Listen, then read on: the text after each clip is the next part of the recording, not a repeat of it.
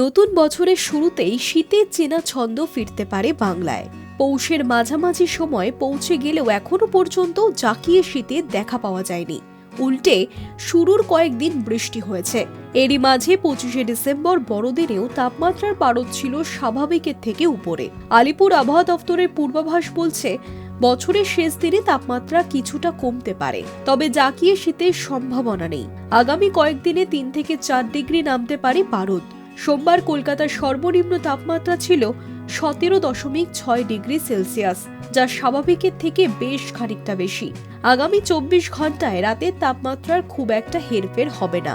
তারপরে 3 দিনে 3 থেকে 4 ডিগ্রি তাপমাত্রা কমতে পারে উত্তর এবং দক্ষিণের প্রায় সমস্ত জেলাতেই।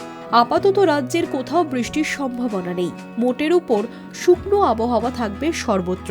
ঠান্ডা কম থাকলেও উত্তর এবং দক্ষিণবঙ্গের একাধিক জেলায় সকালের দিকে কুয়াশার সতর্কতা জারি করা হয়েছে।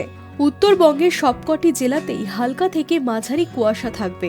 দক্ষিণবঙ্গের ক্ষেত্রে পূর্ব বর্ধমান, পশ্চিম বর্ধমান, মুর্শিদাবাদ এবং বীরভূমে কুয়াশার কারণে সমস্যা হতে পারে। 200 মিটারের নিচে নেমে যেতে পারে দৃশ্যমানতা। Hi news network.